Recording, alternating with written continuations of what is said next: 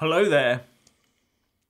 There appears to be a dirty dozen of Tory MPs who would support a vote of no confidence in their own Prime Minister in order to stop a no-deal Brexit.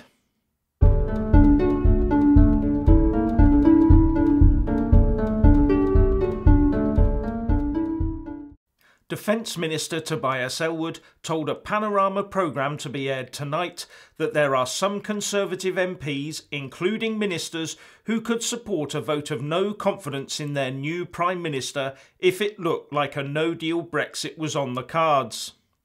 When asked if there were enough Tory rebels to stop the new PM, Mr Ellwood said, "I believe that absolutely is the case. I think a dozen or so members of Parliament would be on our side, would be voting against supporting a no deal, and that would include ministers as well as backbenchers." So before the Tory party leadership vote is even complete, Tobias Ellwood is content to try and hem a new Prime Minister in, forcing them to take any terms that the EU deign to offer the UK. And that is more likely than not to be their usual take the Withdrawal Agreement, surrender treaty or not approach.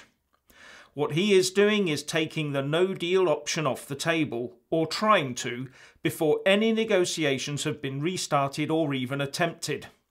Just sheer idiocy, or worse. How on earth do these Tory MPs think their new PM, whoever it is, will be able to strike a hard bargain with the EU if they're being perpetually stabbed in the back, openly? But remember that back in January, Tobias Ellwood published a tweet that appeared to say that Article 50 should be extended in order to get a deal. In the tweet he said, "Cooked a banana cake yesterday, told my son it will be ready in 20 minutes according to the cookbook. It took 30.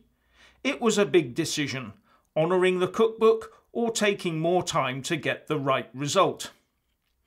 My answer to that is the banana bread should have been made and put into the preheated oven far earlier, which is what did not happen with proper Brexit preparations from even before the vote to leave occurred.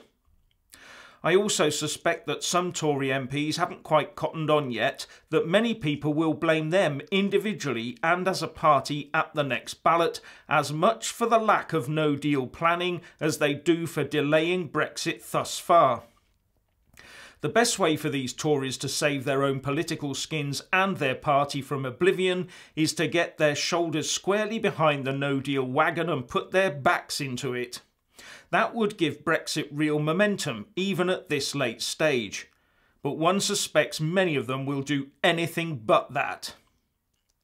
Now, in case you haven't heard, the Brexit Party is taking action to challenge the result of the recent Peterborough by-election, where its candidate, Mike Green, came second, just behind the winner, Labour's Lisa Forbes, by just 863 votes.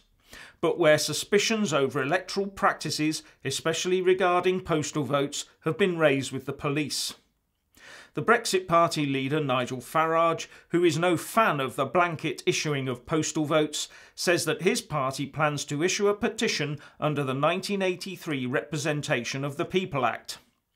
This allows the result of an election to be challenged over mistakes or corruption.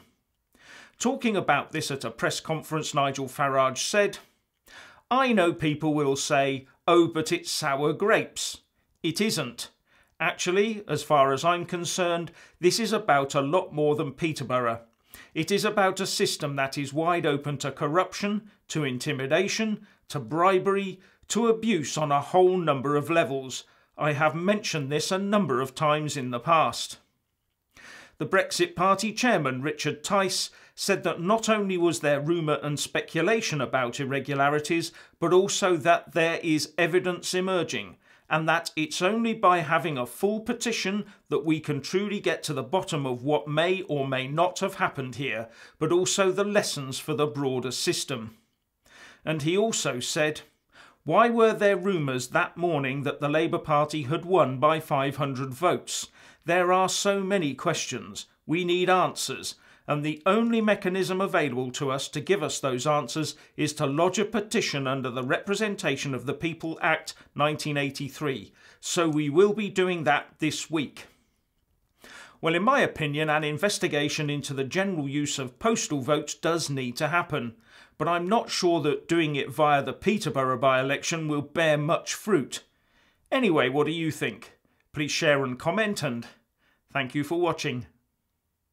Please do like and share this video, and also subscribe to my channel. And when subscribing, please do remember to press on the little bell next to the subscribe button. That way you'll get an alert every single time I put up a new video. Thank you very much for watching.